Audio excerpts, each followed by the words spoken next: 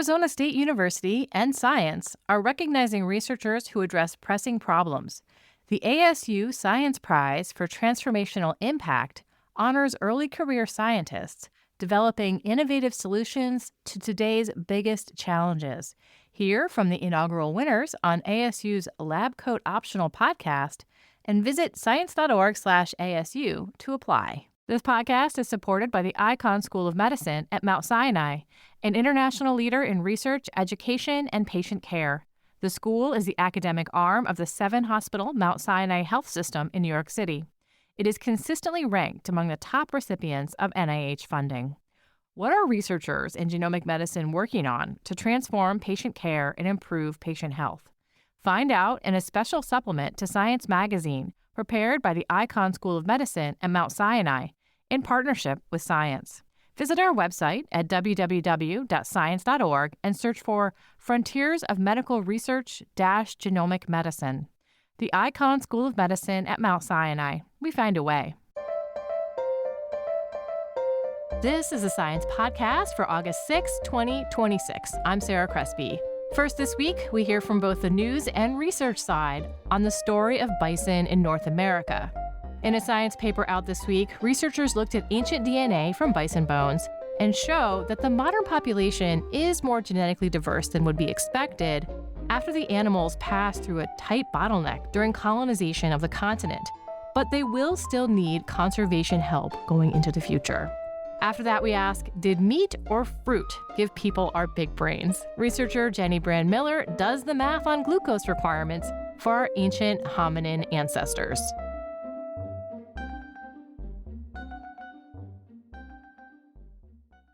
This week in Science, we have a paper on bison in North America, or the bisoning of North America. It's an ancient DNA study at base, and it looks at what the genetic diversity of bison were like in the past, prior to the decimation of these animals by European colonists, and comparing that diversity to modern bison. First of all, to see what the effect of the bottleneck was, but also to inform conservation efforts. But I was surprised when I was looking into this paper to find that Deputy News Editor Mike Price was actually covering it. And he primarily writes or edits stories on anthropology, archaeology, and human evolution. So I asked Mike, why are you writing a feature story on this? Something that I've learned from covering indigenous history and indigenous population genetics in this country is that you cannot tell the story of humans on this continent without also telling the story of bison. When people showed up, they would have encountered an environment that was replete with megafauna. From what we know from archaeological history is these people used and exploited these animals for food, making leather and clothing, for building habitation. And as we get a little bit closer into modern times and we have indigenous American history, recorded history in terms of oral tradition, you see that really close connection between people and bison. Bison underscore a lot of indigenous belief systems. They are critically important animals to the indigenous way of life. And especially back in time, they were just critically important as a food source, as a cultural resource. And a lot of indigenous people that I talked to mentioned that they regard bison more or less as kin. They are family members in a sense. When colonists came to the Americas, it had a big impact on indigenous people and bison. There's some debate about whether or not this was an intentional targeting of that relationship specifically, basically kill off the bison, harm indigenous people, reduce the sustainability of their populations. Regardless of intent, that's exactly what happened. One of the things that happened when colonists arrived is they started hunting bison en masse. They started taking over large swaths of their habitat for planting crops or eventually building railroads. And that put bison in direct competition with westward expansion. The railroads were putting bounties on bison to remove them from the landscape because these massive animals were an obstacle. You would have massive herds that would delay trains. They're simple presence in the landscape made it difficult for workers to be out there. Records are a little spotty on how much people were paid, but it seems like it was somewhere in the vicinity of $1 a head. Hunters would ride out on these same trains and shoot as many bison as they could. There was this booming industry of bison hunting. You get these haunting images of piles and piles of bison bones that look like mountains. People are standing on top of them. They're a little bit horrifying to see today. Those mountains of bones translated into an incredible decline in bison. Thousands of years ago, there were something like 500 million bison on the landscape. By the time colonists arrived, that was probably somewhere in the low hundreds of millions, but still a lot. It was around the mid 1800s that you start seeing the massive concentrated effort to eradicate bison. And sometime around the 1890s, that number had dropped to about 500 bison individuals left on the continent. That's literally 1/millionth of the number Yeah. that we started with. They very nearly went extinct.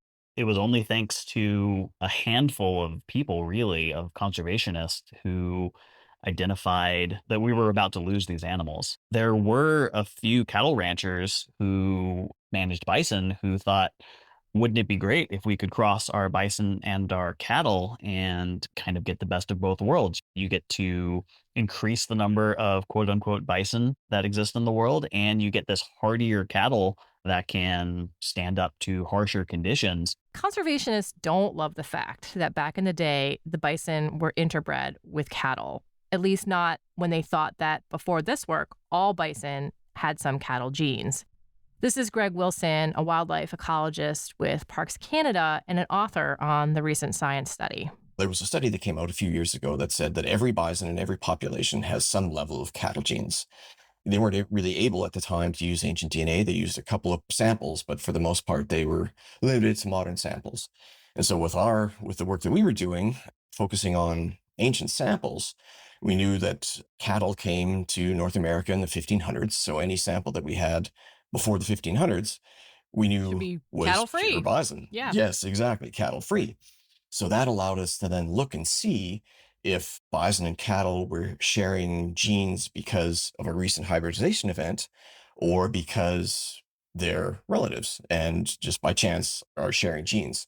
In the science study, the team were able to show that not all bison had genes from interbreeding with cattle after the bottleneck in the 1890s. They also looked at ancient DNA samples from bison before the bottleneck and DNA from modern populations to figure out how genetic diversity might have been reduced by going down to only 500 individuals. We were very lucky there in two reasons. Yes, there were so many bison that there are lots of fossils, and also they were so large that people don't mind if you take a little tiny piece of them for ancient DNA extraction.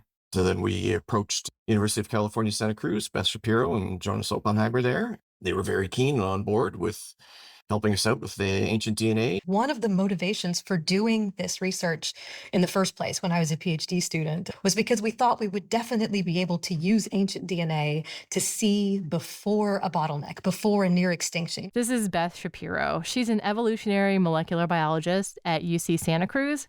She's been working with bison ancient DNA since the early 2000s. Being able to use that pre-bottleneck baseline of diversity that we can get from ancient DNA, which we can't see if we just study living animals, to really understand what bison diversity looked like before all of the management interventions of the 20th century. So many of the other species that people in ancient DNA are focusing on, mammoths, et cetera, are extinct. So we don't see what happens if they nearly miss this. We can't see recovery from what we know is a really tight bottleneck. This work contributes to a larger project called BIG, which is concerned with two types of bison in North America, wood bison and plains bison.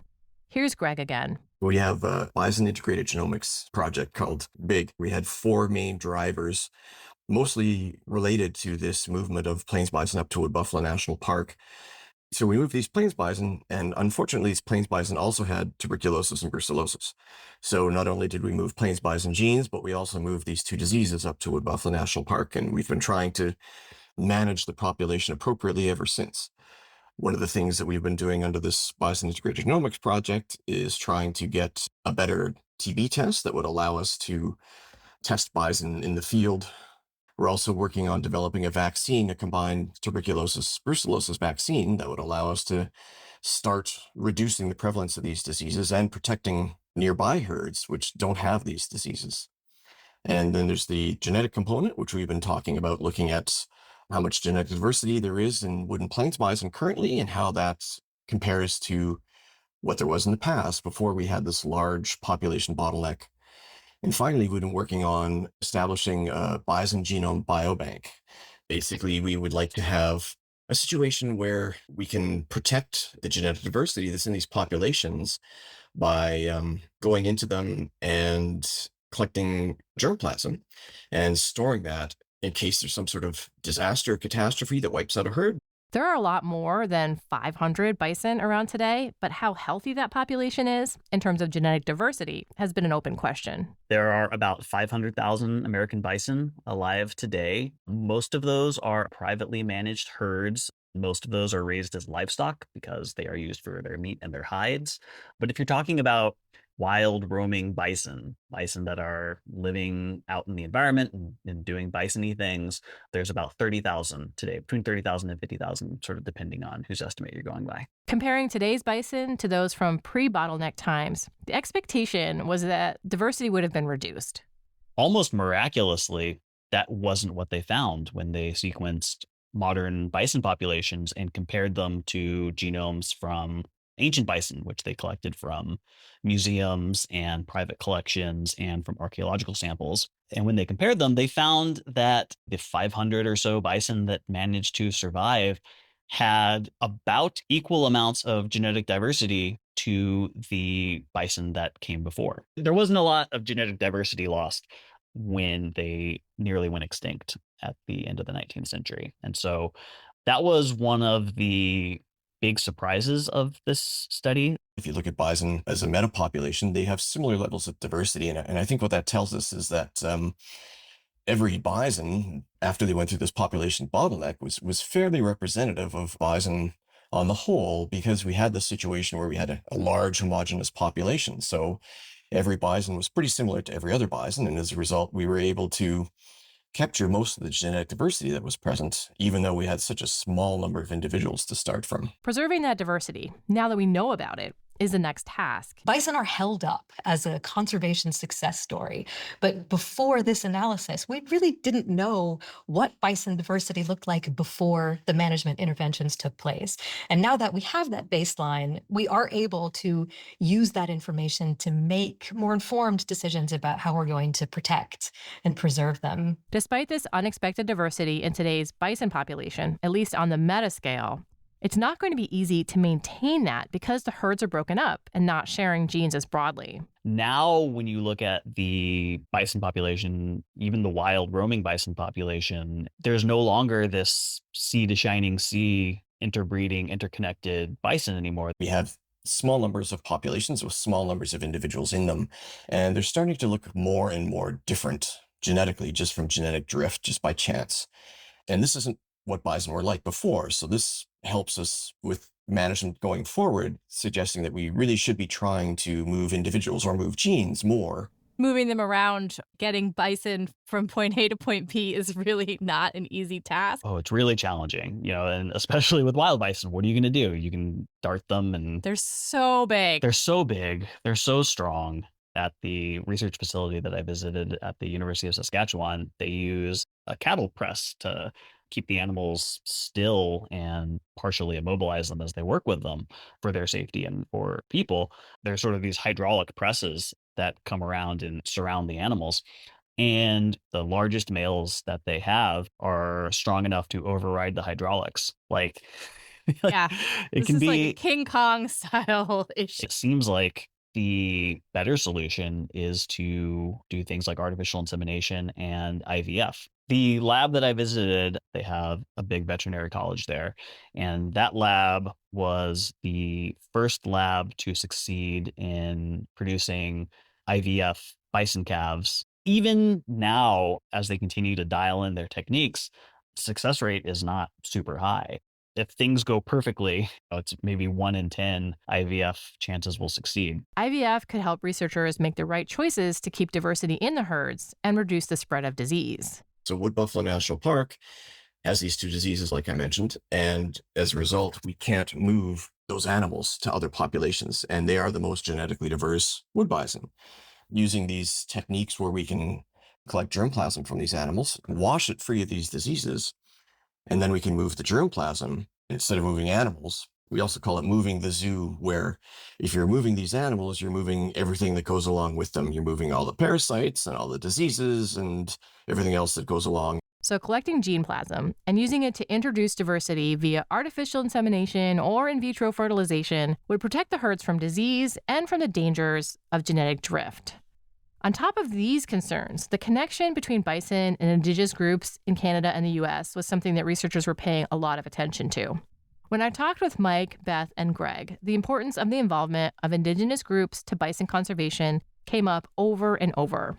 Most of the herds that hold the genetic diversity for bison are connected with tribes and their lands. When you start talking about topics like IVF and genetics with an animal that is so central to their way of life and belief system, it's a sensitive question. And one of the indigenous liaisons with the project at the University of Saskatchewan, Jack Saddleback, was telling me that trying to do this kind of project where you are working with wild animals on indigenous land to improve genetic diversity is a type of project that can be extended to a lot of different types of animals.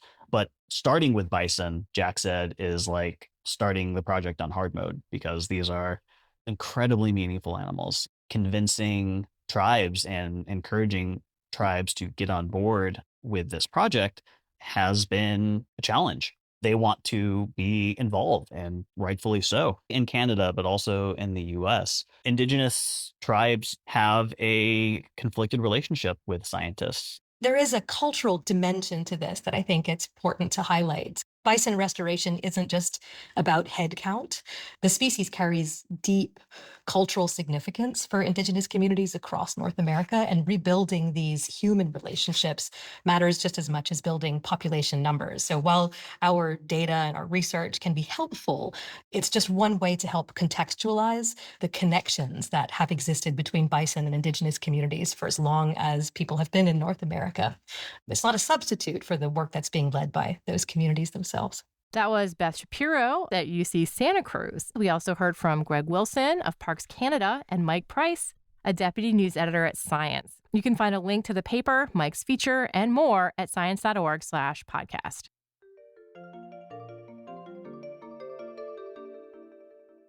This week's episode is brought to you in part by Science Careers. Looking for some career advice? Wondering how to get ahead or how to strike a better work-life balance? Visit our site to read how others are doing it. Use our individual development plan tool, access topic-specific article collections, or search for an exciting new job.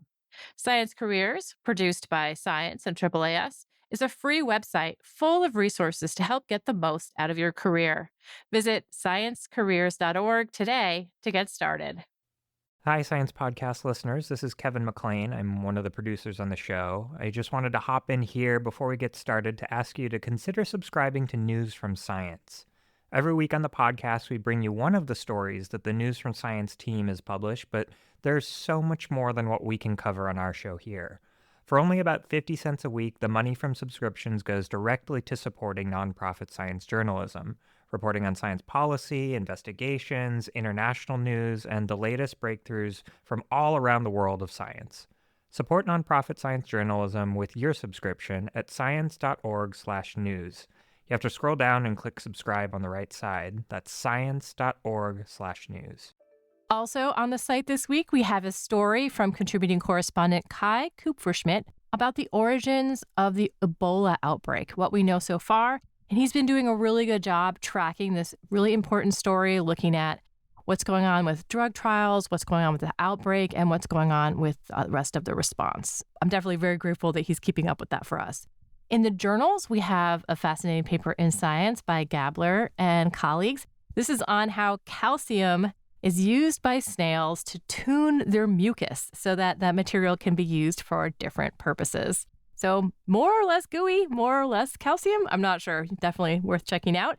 And then in advances, I wanted to call out this paper by Tang et al. Called Steppe Productivity Decline Contributed to Smallpox Outbreak and the Collapse of the Last Nomadic Empire in the 1750s. So this is about the last powerful nomad group that lived on the steppe between Russia and China, and how a decline in productivity, basically they looked at tree rings to show them that it was very bad for food availability during this time period. And that led to famine, starvation, and actually a smallpox outbreak, killing hundreds of thousands of people. Of course, this is corroborated by books from China at the time. So very cool. Definitely worth a look. Okay, back to the main show. We're going to hear from Jenny Brand Miller on the history of hominin diets going back 4 million years.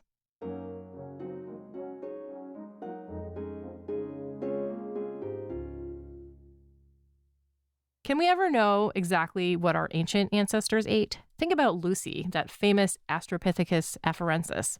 She lived 3.2 million years ago in what is now Ethiopia. What foods did she have access to? How much did she need to eat? We can kind of get clues about diet from hominin teeth and other physical markers that change over evolutionary time. And this can give us a little bit of info as to what our ancestors might have evolved to eat. But how important were the different food contributions? There's a big argument that meat was key to expanding brains, but perhaps fruit might have been partially responsible for the big changes in our lineage. This week in science, Jenny Brand Miller and colleagues wrote a review analyzing the evidence for how much fruit was present in early hominin diets and how much glucose was needed for ancient brains. Hi, Jenny. Welcome to the Science Podcast. Hello, Sarah. I'm delighted to be here. Thank you. There's this idea that there is a link between the evolution of bigger brains as the hominins evolved and switching to meat eating, switching to preparation of food, cooking. How does sugar and fruits go with that story? We start at 4 million years with Lucy, and we go through for at least the first 2 million and perhaps the first 3 million. You have no fire. So there's no source of carbohydrate other than fruits and honey and other sweet foods like nectar. The recognition of my co-author, Les Copeland, who is a starch chemist, he was the one who pointed out that starch is not digestible when it's in a raw state. So unless we had control of fire and real mastery of fire, so that we could cook foods like underground storage organs, such as potatoes and yams, we couldn't access that starch. We were completely dependent on the fruit and honey and nectar. Right. And as you said, the first 2 million, maybe first 3/4 of hominin evolution, there was no fire. There was no source of carbohydrate from cooked food. They had to rely on this raw stuff where glucose or fructose was accessible. So when at some stage we realized that we could get calories from animal foods and that these calories were very dense, we had a brain that had already grown quite significantly. There is a hypothesis that frugivory, which is fruit being the basis of the diet. So instead of carnivory, we have frugivores who eat fruit mostly. So we were frugivores that became omnivores. We were clever enough to recognize that if we came across a carcass that might have been killed by another animal, that there were sources of protein and fat here in this carcass, but not carbohydrate, just protein and fat. So this protein would have helped us meet our protein target for the day, but our protein target is not very high. This is intriguing for us today, as well as for people interested in history and evolution. We humans need sugar. Despite what all the dietary advice might be today, we cannot live on meat alone. Why do we need glucose? Like, how much do we need? And then we'll kind of talk about how it might have been different in the past. I think the contribution that we are making is this recognition of something that's flown under the radar, perhaps because sugar has been demonized so much in the media and in the literature, in the scientific literature. Our brains on a regular diet consuming about 120 grams of glucose a day. They are exorbitantly expensive. Now, for people on low carbohydrate diets, it actually can go under this limit. And at that point, you're taking fats and proteins and turning them into ketones. And for people, there's a limit to how long, how low we can go, how low you can go on carbs and still be healthy. And this is the point about paper. There is a finite limit on the ability to provide glucose from non-carbohydrate sources. When you look at the calculation, there is a gap between what the brain needs, and it's not just the brain that runs on glucose. The red cells run on glucose, the kidney medulla runs on glucose, and other tissues that have a primary requirement, and that includes pregnancy. So the fetus is basically running on glucose that comes from the mother's bloodstream. It's coming down through the placenta, and it's using about 35 grams of glucose a day. And the mother's blood glucose is a very primary dependent parameter of how well the fetus grows. If the mother's blood glucose is too low, for whatever reason, the baby is small and grows too slowly. And if the mother's blood glucose is too high, which it does commonly today, it produces a big baby, and a baby that is too big to get to the birth canal and therefore is often born by cesarean. So babies that are too big and too small are not ideal. And we want to make sure that the next generation of people on this planet have the best cognitive health, the best physical health. I don't think we mentioned before that this is a review paper, actually. It's actually an analytical review. So what makes it an analytical review? So what we've done is modeled how animal foods became from 5% up to 35% or even 50% of our calories. Based on the composition of the foods that we know were available, we can say this is the macronutrient intake. This is the protein, fat, and carbohydrate intake that was likely across 4 million years of human evolution. What it shows is that protein stays much the same, except when foods provide about 50% of calories. It shows that fat goes up in our diet, but carbohydrate comes down. But even though it comes down, it's still something that we need every day. We still need a minimal amount of carbohydrate, and that can come from both cooked starches as well as sweet foods. We should be encouraging humans to get their carbohydrate requirement every day. There is this kind of overall energy budget that you consume every day. Certain parts of that budget is cordoned off, and it needs to come from glucose to feed your brain. And the brain, as we always say, takes a bunch of our baseline energy up every day. When we look at Lucy or chimpanzees, what were these proportions like?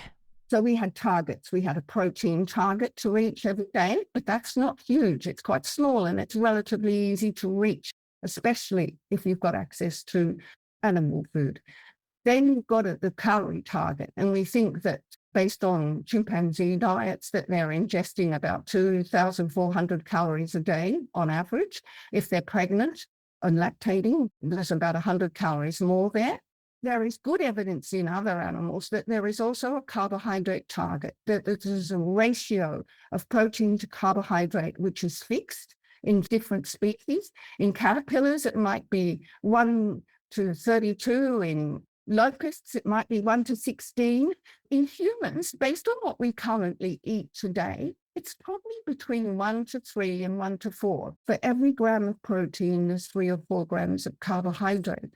And that carbohydrate, for at least 50% of human evolution, came from fruit and honey. But, Sarah, the trouble is, people think that the advent of hunting was the key that made us human. They have hypothesized that it was responsible for us becoming bipedal, for increasing the brain's cognitive capacity. But, it doesn't take a lot to be a hunter. Dogs and cats are hunters. The color of their prey is much the same, whereas human beings and chimpanzees and primates have color vision. This is unique to primates. And Of course, it had something to do with distinguishing the color of the ripest fruits. So the ripest fruit had the most sugars. It was the deepest red, the deepest yellow, the deepest orange, and you could distinguish it as a richer source of calories, and those calories were sugars. There's an interesting couple of graphs here in your paper that show that this relationship between the size of the brain. So we're talking about Lucy, she's at like 300 grams, chimpanzees are like 300 grams. Over here, getting towards humans, you're at 1,500 grams. As that number goes up, the requirement for glucose goes up. That's a pretty straightforward relationship. When you look at this ratio you talk about between carbohydrates and protein as the energy or the calories for the day, that looks a little bit different over time. Something happens there. This is called the expensive tissue hypothesis, and the brain is the most expensive. It's using 5 or 6 milligrams of glucose per minute every day. And if you add that per 100 grams of tissue, so the chimp had 300 grams of brain tissue. The human brain gets to about 1,500 grams these days. Of course, that means more glucose is needed to run this exorbitantly expensive brain.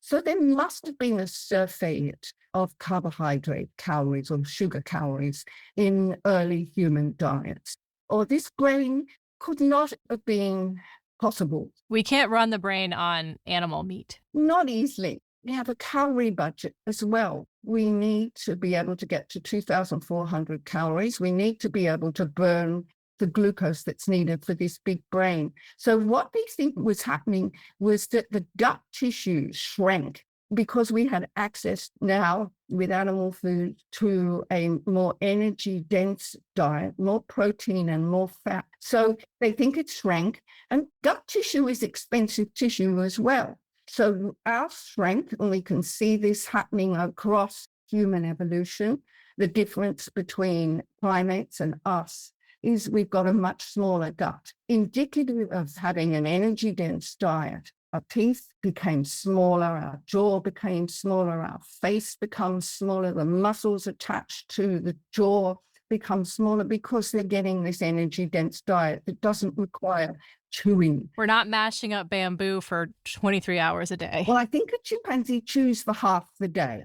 And then look at a cow. They must be chewing their cud there for... And they have an enormous gut. There's a lot of requirements for getting like those starchy things to break down that we don't really have. What they've shown in chimpanzees is that we have fruit for breakfast, we have leaves for lunch, and we have fruit for dinner. And I think the leaves are providing the protein that's also needed and some fat. So we get easily getting our need for essential fatty acids from leaves. We needed to kind of titrate our protein to carbohydrate requirements between fruit and leaves. And today we get our protein requirement relatively easily. I think the recognition that we also need some sweetness, concentrated sweetness like honey, is under-recognized. Yeah, if you look at these charts, it shows that like back at Afarensis, 60% of energy or more is coming from sugar. Nowadays, we're down in the 20%. But we can power our brain and we can cook food. And so we kind of have a more efficient way of delivering a much larger batch of calories. That's right, in a more concentrated form, which reduces the time we need to chew. And of course, if we don't need to chew, we can engage in things that are more cognitively rewarding. True.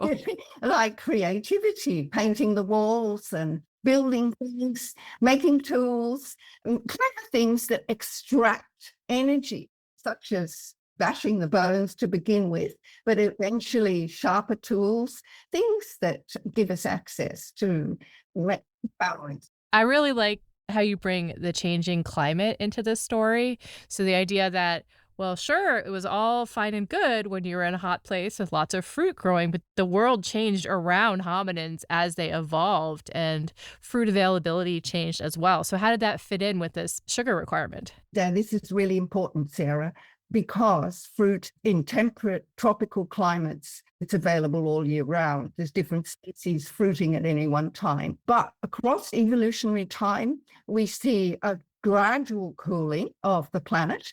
And we also see, especially in the last 2 million to 1 million years, we see very sharp fluctuations between a tropical climate over most of the planet and a glacial climate. And of course, when it's glacial, when there's very little water falling as rain, there's much less fruit. And so we think that humans were clever enough to start using underground storage organs, but if it was to be starch, they needed to be able to cook it. So it's not so surprising that cold and fire, mastery of fire, came together, especially as we pushed our limits of survival further north or south, like Australian Aboriginals, that the mastery of fire gave us access to warmth and also the ability to cook the starch. And starch is just one big cauldron of glucose molecules. They are long chains like pearls, and our gut is able to chop up this cooked starch, and you have a very big glucose response to eating cooked potatoes. And so we learned to love foods that are starchy. We learned that they gave us that dopamine hit in the brain, just like sugars. They can show this in animal models like rats and mice as well. Yeah, it's super interesting how everything is kind of tied between the past and the present. Like we keep coming back to the popular diet information that people are consuming and kind of our own personal experiences, but then also like the ancient history of our diets. It all still is important to kind of think through that whole timeline. Exactly. It's fascinating. And I think the average person is fascinated by human evolution and why we've got such a big brain and why it's so smart. Well, let's see. Why don't we spend all day chewing? Who knows? Yeah. Why did we get such a big brain? How did it happen? I mean, it's funny that there's only a few animals running around with giant brains like this. Like it's not something that's an evolutionary success story over and over again. I think at one time there were 6 species of Homo walking around on the planet. And some of them had a bigger brain than us, but they didn't survive. And maybe it has something to do with the fact that they could not access the carbohydrate fuel that they needed for this big brain. All right, Jenny, I really appreciate you talking to me bright and early in the morning. This has been really fascinating. Thank you very much, Sarah. It's been an absolute pleasure to talk to you. Jenny Brand Miller is an emeritus professor in the School of Life and Environmental Sciences at the University of Sydney. You can find a link to the review we discussed at science.org/podcast. That concludes this edition of the Science Podcast. If you have any comments or suggestions, write to us at sciencepodcast@aaas.org. You can find us on YouTube and podcasting apps by searching for Science Magazine Podcast. Or you can listen on our website, science.org/podcast. This show was edited by me and Kevin McLean. We had production help from Podigy. Our music is by Jeffrey Cook and Wen Koi Wen. On behalf of Science and its publisher, AAAS, thanks for joining us.